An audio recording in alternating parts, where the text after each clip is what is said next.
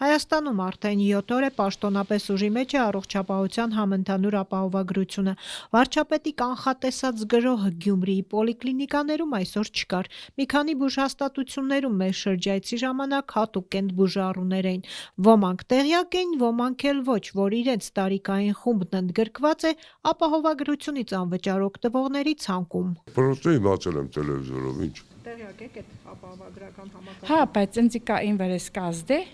Չեք փորձել ճշտել։ Չէ։ Այս տարի առողջապահության ապահովագրությունից կարող են օգտվել 65-նանց մարդիկ, անչափահասները, հաշմանդամություն ունեցող անձինք, նպաստառուները, զոհված ծառայողների ընտանիքներն ու 200,000-ից բարձր աշխատավարձ ստացողները։ Վերջին խումբը, ի տարբերություն մյուսների, ամսական վճարում է պետությանը 4,800-ից 10,800 դրամի չափով։ Գյումրիի Էնրիկո Մատեի անվան իտալական պոլիկլինիկայի տնօրեն Արթուր Մանուկյանն ասաց, արդեն հասցրել են ապահովագրությամբ պացիենտների ուղեկրել բուժհաստատություններ։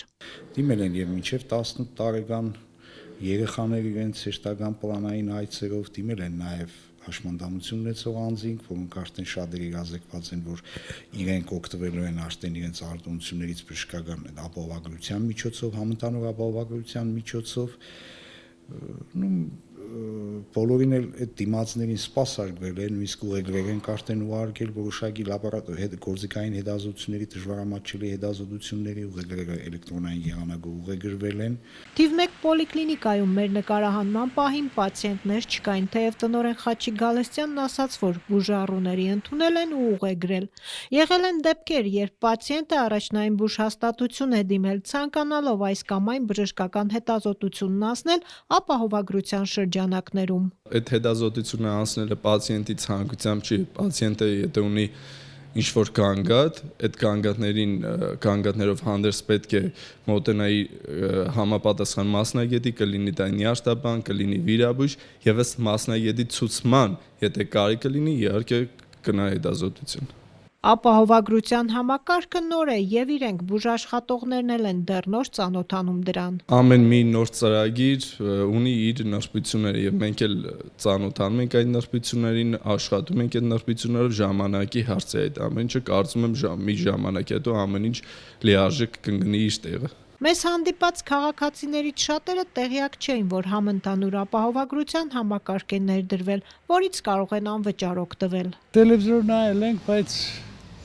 խելքի մոտիկ բան չէ, քուրջան։ Ինչի՞, ինչ Ինչ օրինակ։ Ես 36,000 թոշակ կառնեմ։ Ինչ պետք է ունի վիճակս։ 65 տարեկաններից բարձրները ընդգրկվել։ 66 եմ ես։ Անվճար սպասարկվելու եք դուք։ Հավատալս չի գա։ Չեք հավատում։ Չէ։ Թե ծխաբաշտ եմ вообще այդպես բաներից։ Տեղյակ չեք։ Չէ, ով է տեղյակ, բայոր տեղյակ եղնենք։ Ապահովագրությունը լավ բան է, ասաց Ազատության զրուցակիցներից մեկը, բայց կարևոր է, թե ինչպես է այն թղթից իրականություն դառնալու։ Ինքը դեռ որոշակի կասկածներ ունի։ Բոլոր դեպքերում մինչև լիարժեք չհամոզվենք, չտեսնենք, չկարտանք, չօգտվենք, ոչինչ ասել չենք կարող։ Հաճախ լինում է թղթի վրա այլ է,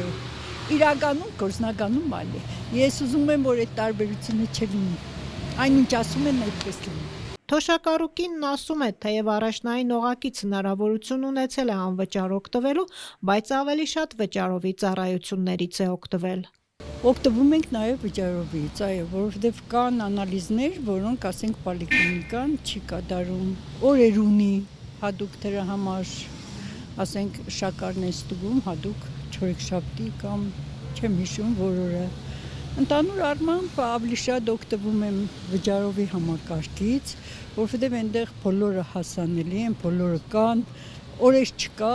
այդպես։ Ըստ առողջապահության նախարարի 7 օրվա ընթացքում երկրում առողջության համընդհանուր ապահովագրության համակարգով ավելի քան 11,000 այց է գրանցվել։